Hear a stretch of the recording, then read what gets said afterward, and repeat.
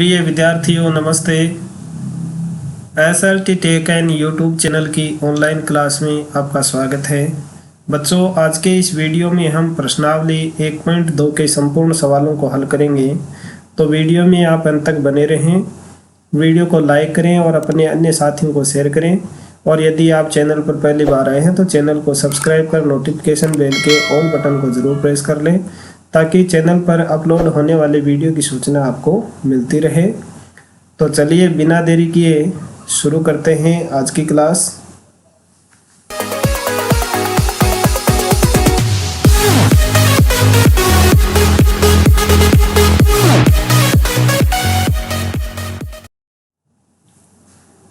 देखिए प्रश्नावली 1.2 का पहला सवाल। बच्चों, यदि आपने प्रश्नावली 1.1 से संबंधित वीडियो आपने नहीं देखे हैं तो उनका लिंक मैंने आई बटन और डिस्क्रिप्शन में दे दिया है, वहां से आप उन वीडियो को देख सकते हैं।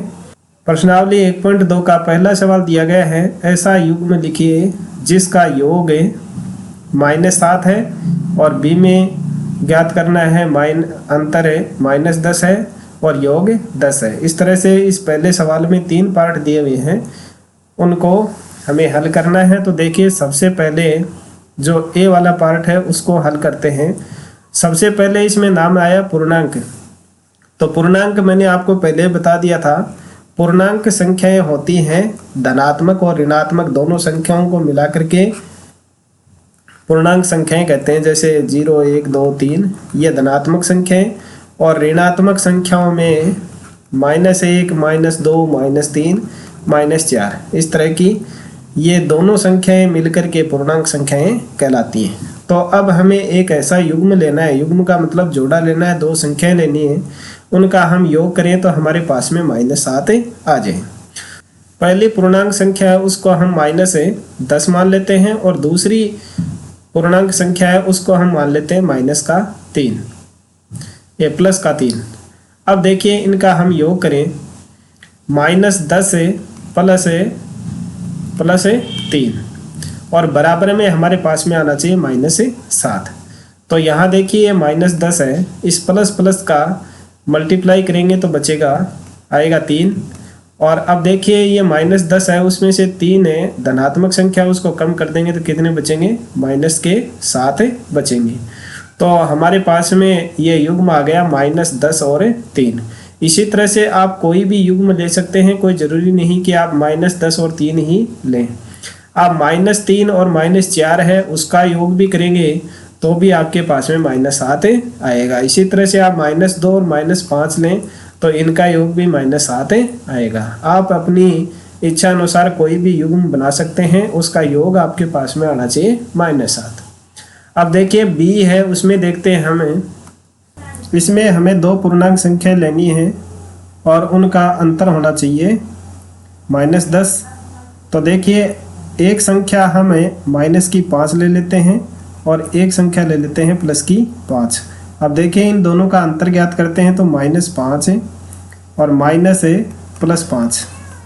इनको सरल करते हैं तो -5 जो का त्यों आ जाएगा, और इस प्लस और माइनस को मल्टीप्लाई यानी गुणा करेंगे तो आएगा -5।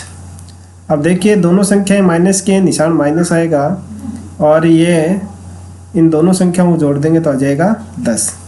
तो यही हमें ज्ञात करना था कि 2 संख्याएं हमें बतानी हैं जिनका अंतर है -10 हो। इसी तरह से आप कोई भी संख्या ले सकते हैं, जैसे संख्या ले ली -8 है और प्लस के ले लिए 2, इन दोनों का अंतर भी करेंगे तो भी आएगा आपके पास में -10। यानी कोई भी आप संख्याओं का युग्म ले सकते हैं। अब देखिए तीसरा सी का सवाल। सी है, उसमें योग होना चाहिए आपका 0। तो देखिए एक तो 0 और 0 दोनों का योग करेंगे तो 0 आता ही है।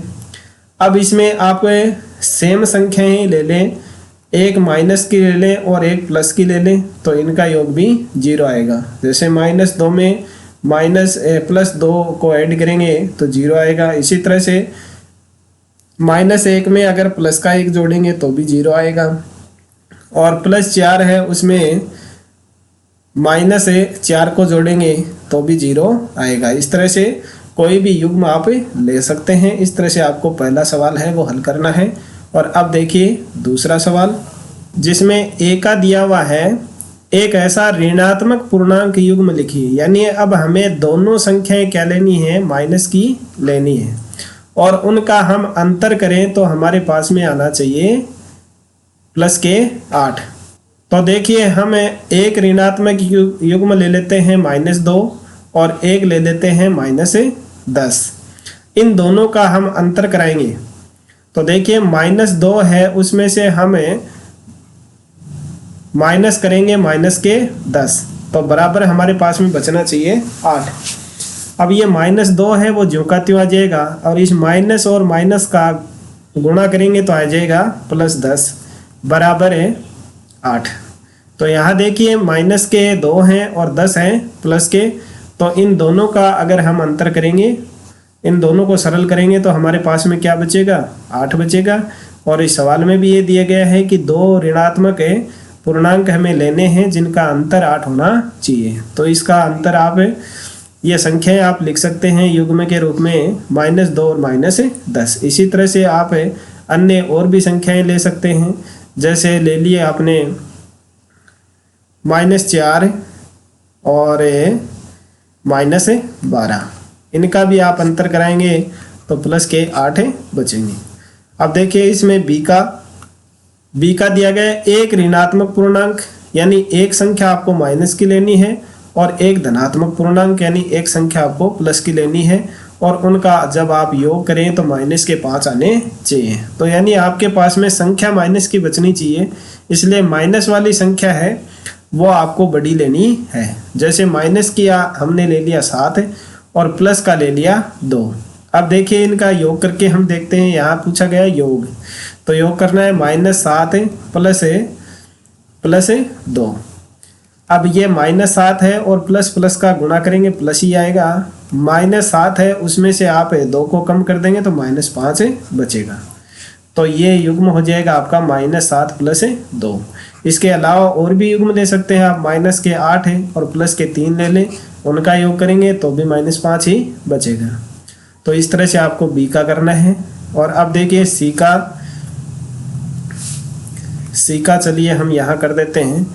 एक ऋणात्मक पूर्णांक और एक धनात्मक पूर्णांक लिखिए जिनका अंतर -3 होना चाहिए। यहाँ भी आपको एक संख्या है वो ऋणात्मक लेनी है, माइनस की लेनी है, और एक प्लस की लेनी है।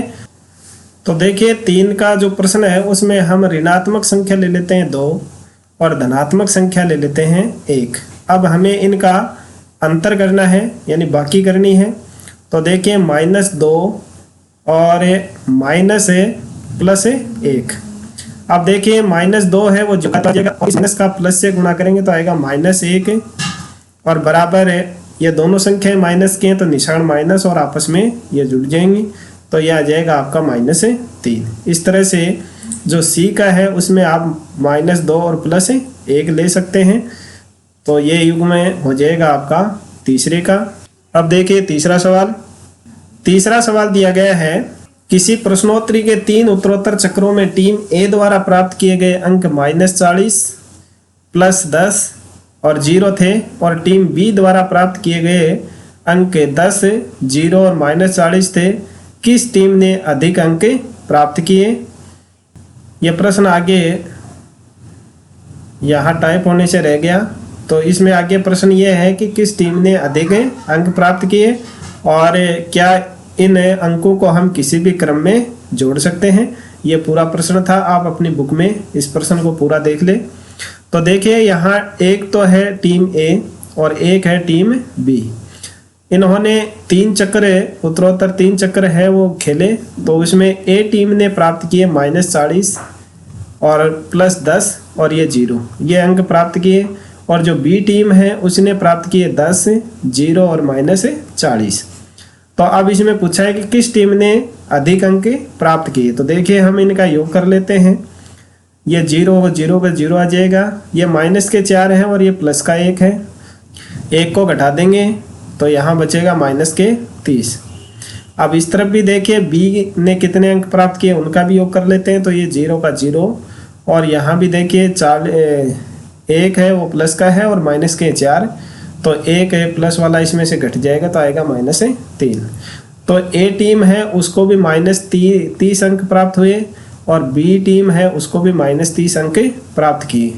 तो किस टीम को अधिक अंक प्राप्त हुए? तो दोनों टीमों को बराबर अंक प्राप्त हुए। अतः है हम कह सकते हैं कि दोनों टीमों को बराबर अंक प्राप्त हुए, बराबर अंक प्राप्त हुए। और इसमें एक सवाल और पूछा गया है कि क्या हम इन अंकों को किसी भी क्रम में जोड़ सकते हैं? तो हाँ, देखिए इसमें -40 ऊपर था, बीच में 10 था और नीचे 0 है, और यहाँ ऊपर 10 चला गया, फिर बीच में 0 आ गया, माइनस के लास्ट में आ गए। तो इसका भी आंसर हो जाएगा हाँ, इन अंकों को हम किसी भी क्रम में जोड़ सकते हैं। तो यह हो गया आपके 3 के सवाल का आंसर। और अब देखिए इस प्रश्नावली का अंतिम सवाल। चौथा सवाल दिया गया है, निम्न कथनों को सत्य बनाने के लिए रिक्त स्थानों की पूर्ति कीजिए। इसमें देखिए 5 सवाल दिए गए हैं चौथे में। पहला दिया गया है -5 प्लस -8, अब बराबर है -8 दिया हुआ है। अब इसमें कितने जोड़ें कि ये समीकरण है वो संतुलित हो जाए? तो देखिए यहाँ प्लस माइनस का गुणा करेंगे तो ये -8 आ जाएंगे। तो बराबर के आगे -8 है और ये -5 नहीं है, तो इस खाली जगह में आ जाएगा -5। ये इसे पहले का आंसर हो जाएगा। अब देखिए -53 और प्लस इसमें कौन सी संख्या जोड़ेंगे -53 आ जाए, तो इसमें 0 जोड़ देंगे हम। तो आगे -53 में 0 जोड़ेंगे तो -53 आ जाएगा। तो इस खाली जगह में इस रिक्त स्थान में 0 आ जाएगा।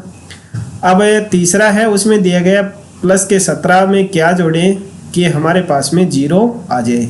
तो 0 तब आएगा जब इसी संख्या को हम घटा देंगे।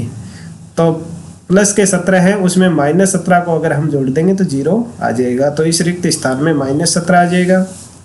अब चौथा देखिए, 13 प्लस -12 प्लस यहाँ कौन सी संख्या जोड़ें कि 13 प्लस -12 और +-7। तो देखिए ये 13 है वो प्लस का इस तरफ आ गया, +-12 है वो भी आ गया।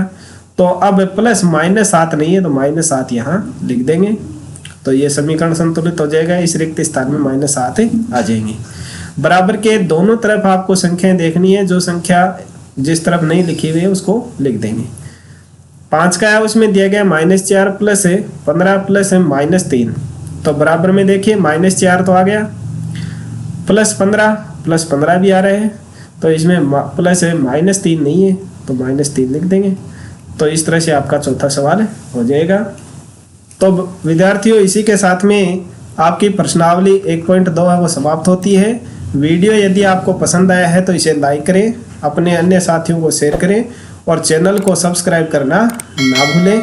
मिलते हैं अगली प्रश्नावली के सवालों को हल करने के लिए नेक्स्ट वीडियो में। तब तक SRT tech and YouTube channel पर इसी तरह से बने रहें, देखते रहें और सीखते रहें। इस वीडियो को देखने के लिए आप सभी का धन्यवाद।